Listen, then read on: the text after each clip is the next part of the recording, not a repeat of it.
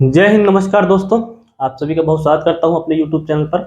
आज के इस वीडियो में दोस्तों हम लोग छत्तीसगढ़ में जो आने वाली सब इंस्पेक्टर और असिस्टेंट सब इंस्पेक्टर की जो वैकेंसी है, जिसके बारे में काफ़ी चर्चा चल रही है, उसके बारे में डिटेल से बात करेंगे। और जो आज का ये वीडियो है वो नए अभ्यर्थियों के लिए, जो नई वैकेंसी आने वाली है सब इंस्पेक्टर की, उस पर जो अप्लाई करेंगे उन लोग के लिए है, ना कि ये वीडियो की जो पुराने अभ्यर्थी उन सभी को पूरा प्रोसेस वगैरह पता है। मैं नए अभ्यर्थियों के लिए वीडियो बना रहा हूँ, जो इसमें नया अप्लाई करेंगे उनके लिए क्या प्रोसेस होता है, कैसे चयन की प्रक्रिया होती है, सारी चीजें देखने वाले हैं। चलिए वीडियो को अंत तक देखिएगा, डिटेल्स देखिएगा, सारी चीजें आप लोग को समझ में आ जाएंगी। यहाँ पर आप लोग देख पाएंगे न्यूज है दोस्तों की असिस्टेंट सब इंस्पेक्टर, ठीक है, और सब इंस्पेक्टर और प्लाटून कमांडर के लिए वैकेंसी जो है उसकी स्वीकृति मिल चुकी है वित्त विभाग से, ठीक है। तो यहाँ पर आप लोग देखेंगे कि जो प्लाटून कमांडर और सब इंस्पेक्टर को जो मिला करके 341 वैकेंसी उसके लिए है। और पहली बार सहायक सब इंस्पेक्टर, आई थिंक ये पहली बार ही हो रहा है, शायद पहले हुआ होगा, इसके 263 पद हैं, ठीक है। असिस्टेंट जो सब इंस्पेक्टर है, जो सिंगल स्टार होते हैं एएसआई, उनकी बात कर रहा हूँ। तो जनरली जो हेड कांस्टेबल का प्रमोशन होकर के वो एएसआई बनते हैं, लेकिन इसके लिए 263 वैकेंसी इस बार निकाली जा रही हैं और वित्त विभाग से अनुमति इसके लिए मिल चुकी है। तो कुल मिलाकर के 604 पद यहाँ पर हो सकते हैं सब इंस्पेक्टर और एएसआई दोनों को मिलाकर के ना। और आयु में भी यहाँ पर कहा गया कि इस बार भी 5 साल की छूट दी जाएगी। हालांकि पिछले साल भी 5 साल की छूट दी गई थी। तो जनरली जो 28 साल की जनरल की जो आयु सीमा होती है अनरिजर्व की, तो हो सकता है वो 33 साल हो जाए, ठीक है, 33 वर्ष हो जाए। और जो अधिकतम आयु सीमा होती है जैसे कि एसटी की यहाँ पे हो जाएगी, तो वो 39 साल हो जाती है 5 साल की छूट मिलने के बाद, ठीक है। तो पिछले बार भी लगभग ऐसा ही था। तो इस प्रकार से आप लोग ध्यान देंगे। अब मैं बात करूं दोस्तों, पिछली जो वैकेंसी आई थी, ठीक है, 2018 में जो वैकेंसी आई थी, रमन सिंह ने निकाली थी 655 पदों पे। उसके बाद 975 पद उसको बढ़ा के कर दिए गए थे, ठीक है। तो ये जो वैकेंसी है, ये अभी तक इसका जो इंटरव्यू हुआ है, इसका रिजल्ट नहीं आया हुआ है। तो इसमें बात चल रही थी कि बहुत सारी विसंगतियां पाई गई थी, प्रीलिम्स के लेवल पे विसंगति थी, और मेंस में भी प्लाटून कमांडर एक पद होता है जिस पर महिलाओं को, या जो महिला कैंडिडेट है उनको शामिल नहीं किया जाता है, और उसमें शामिल कर लिया गया था। यही सब विसंगतियां थी उसमें, और भी बहुत सारी चीजें थी। तो उसी के कारण के भर्ती काफी पेच पड़ी हुई थी। तो इस बार ये कहने को मिला है, जो गृह मंत्री हैं उन्होंने कहा है कि जो प्लाटून कमांडर के जो पद है इसमें महिलाओं को भी शामिल किया जा सकता है। या आने वाली जो भर्ती होगी तो इसमें महिलाएं भी शामिल हो सकती हैं, और इसके लिए जो राजपत्र होता है सब इंस्पेक्टर का, जो भर्ती चयन प्रक्रिया होती है, उस पर सुधार भी करेंगे, या हो सकता है उस पर सुधार हो जाए, ताकि इस प्रकार कोई दिक्कत ना हो। और मैं बता दूं कि जो पिछला जो वैकेंसी है जिसका अभी तक रिजल्ट नहीं आया, 18 वाली वैकेंसी है ना, तो जिसका रिजल्ट नहीं आया है, लगभग 6 साल हो चुके हैं उसको। इसके पहले जो वैकेंसी 2012 में हुई थी, 2012 में सब इंस्पेक्टर 2012-13 की। तो कहने का मतलब देखा जाए, अगर इसका रिजल्ट नहीं आया है, इसकी नियुक्ति नहीं हुई है, छत्तीसगढ़ में जो पिछली सब इंस्पेक्टर की जो सक्सेसफुल भर्ती हुई थी वो 2012 और 13 में हुई थी। मतलब लगभग 12 साल से 10 साल से छत्तीसगढ़ में एक भी सब इंस्पेक्टर की नियुक्ति नहीं हुई है ना। चलिए अब बात करते हैं, जो नई वैकेंसी आई है 604 पदों पे जो आएगी, इसके लिए अभी आया नहीं, आवेदन स्टार्ट नहीं हुआ है, सिर्फ अनुमति मिली है। और ऐसा कहा जा रहा है कि अक्टूबर में इसके लिए वैकेंसी निकाली जाएगी और इसके लिए आवेदन मांगे जाएंगे।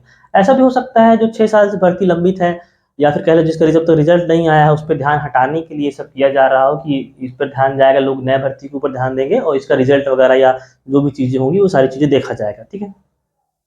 तो हम लोग, मैं चरण आप लोग को बता देता हूँ, जो नया अभ्यर्थी है इसमें आवेदन करने वाले इसके लिए इच्छुक है, किन किन चरणों में होता है और कैसे कैसे इसका एग्जाम होता है सब इंस्पेक्टर भर्ती के लिए, जो नया अभ्यर्थी है उनको भी जानना जरूरी है। सबसे पहले जो पिछला जो किस प्रकार से हुआ था उसके बारे में हम लोग बात करेंगे। अगर इसमें कुछ भी परिवर्तन होता है तो एक नया नोटिफिकेशन व्यापम के द्वारा जारी किया जाएगा, उसके हिसाब से चीजें कुछ परिवर्तित भी हो सकती है। जो पिछला वैकेंसी लिया गया सब इंस्पेक्टर का, उसके बारे में हम लोग बात करते हैं। सबसे पहले जो पद है उन पर आप लोग को आवेदन कर रहे हैं, ऑनलाइन सभी लोग का एग्जाम किया जाता है, ये पता है सभी लोग को। उसके बाद जो पहला चरण होता है उसमें आपके जो डॉक्यूमेंट वेरिफिकेशन है, ठीक है, जैसे कुछ इलेक्ट्रॉनिक्स की पद है तो इसमें डिप्लोमा और इंजीनियरिंग वगैरह मांगा जाता है, कंप्यूटर साइंस के भी पद आते हैं सब इंस्पेक्टर में।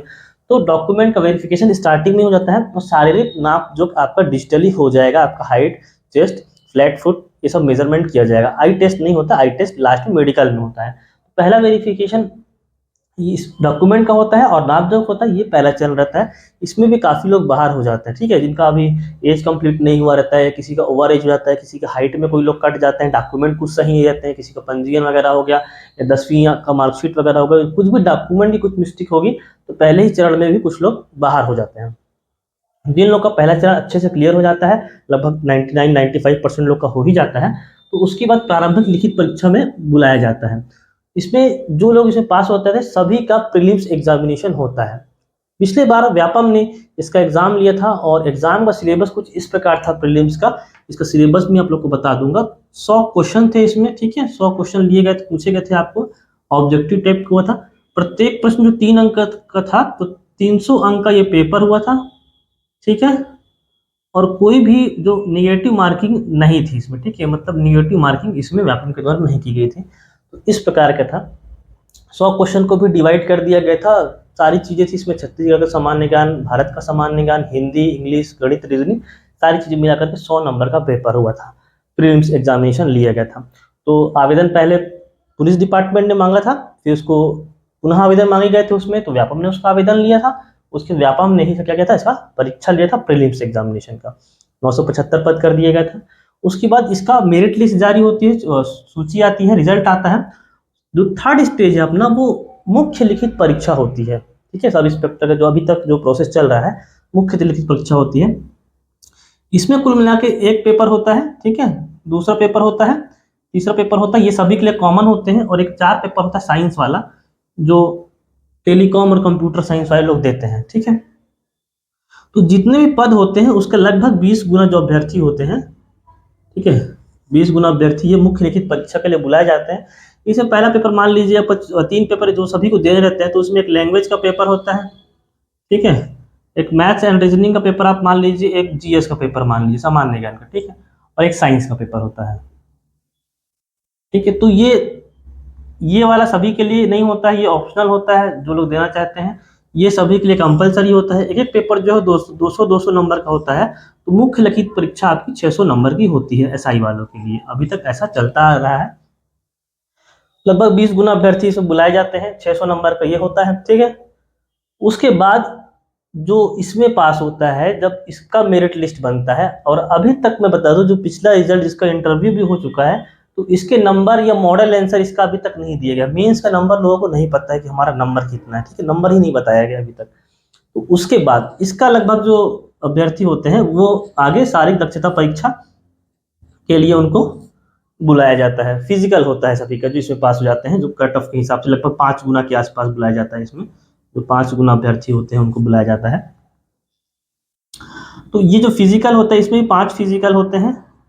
100 मीटर की आपकी दौड़ होती है, ठीक है, लॉन्ग जंप होता है, हाई जंप होता है, ठीक है, और आपका शॉर्ट पुट होता है, और 5वां इवेंट है 1500 मीटर की दौड़ होती है। सभी इवेंट जो है 60-60 नंबर का होता है, 500 इवेंट। तो यहाँ पे 300 नंबर का कुल मिलाकर के आपका फिजिकल हो जाता है। फिजिकल में जो बच्चा 300 में से मिनिमम 90 नंबर, ठीक है, मिनिमम 30% इसका, सॉरी, 300 नंबर का फिजिकल होता है, तो कह सकते हैं जो 90 नंबर ला लेता है वो बच्चा यहाँ पे फिजिकल उसका क्लियर होता है, क्वालिफाइंग फिजिकल हो जाता है। 90 नंबर जो है वो मिनिमम पासिंग मार्क है ना।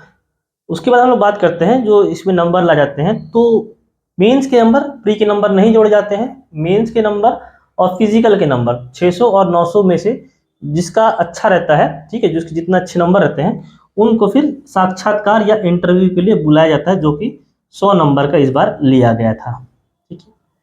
100 नंबर का इंटरव्यू, सब इंस्पेक्टर वाले की बात कर रहा हूँ, अभी एएसआई की बात नहीं कर रहा हूँ, केवल सब इंस्पेक्टर के बारे में हम लोग बात कर रहे हैं। 100 नंबर का फिजिकल होता है। उसके बाद जब फिजिकल का रिजल्ट जारी होगा, कितने लोग का मेरिट लिस्ट में नाम आता है, तो आप लोग का 600 नंबर का मेंस हो जाता है, 300 नंबर का फिजिकल हो जाता है, और 100 नंबर का इंटरव्यू हो जाता है। तो लगभग 1000 नंबर पे आपका मेरिट लिस्ट बनाई जाती है मोटा मोटी, ठीक है, 1000 नंबर पे। और उसके बाद मेडिकल टेस्ट होगा, और मेडिकल टेस्ट पर जो फाइनल जो चयन सूची आती है वो आपकी यहाँ पे रखी जाएगी। मेडिकल टेस्ट में भी आपका आईज वगैरह की सारी टेस्ट होती है, कलर ब्लाइंडनेस वगैरह देखा जाता है। तो इस प्रकार से सब इंस्पेक्टर का एग्जाम इस बार कंडक्ट कराया गया था। और यहाँ तक जो साक्षात्कार ले लिए गए हैं और इसका अभी तक रिजल्ट नहीं आया है, उसी के लिए बहुत सारे अभ्यर्थी गृह मंत्री जी का जो बंगला है उसके सामने आंदोलन कर रहे हैं। बहुत सारे जो अभ्यर्थी है इसको रद्द कराने की मांग कर रहे थे, पिछली वाली भर्ती की, और जो बहुत सारे अभ्यर्थी उसका रिजल्ट जारी कराने की मांग कर रहे हैं। बहुत सारी विसंगतियां थी, बहुत सारी चीजें इसमें पाई गई थी, लेकिन हाईकोर्ट ने कहा है इसका रिजल्ट जारी करने के लिए, तो शायद गवर्नमेंट इसका रिजल्ट जारी कर दे। तो दोस्तों आज की इस वीडियो में मैं आपको ये बताना चाहता था कि जो एसआई की भर्ती आती है उसके लिए किस प्रकार से तैयारी करें, ठीक है, किस प्रकार से चयन की प्रक्रिया होती है आपकी, और आने वाले टाइम पे आप इसको ध्यान देंगे तो जो नए अभ्यर्थी हैं जिसमें आवेदन करने वाले हैं जिनकी उम्र बची हुई है वो लोग इस प्रकार से तैयारी कर सकते हैं। सबसे पहले आप प्रीलिम्स की तैयारी कर लें और साथ ही फिजिकल भी करते जाएं। तो दोस्तों आपको वीडियो अगर पसंद आई है तो आप दोस्तों शेयर कर सकते हैं, और मिलता हूं मैं आपसे अगले वीडियो में। तब तक धन्यवाद। जय हिंद।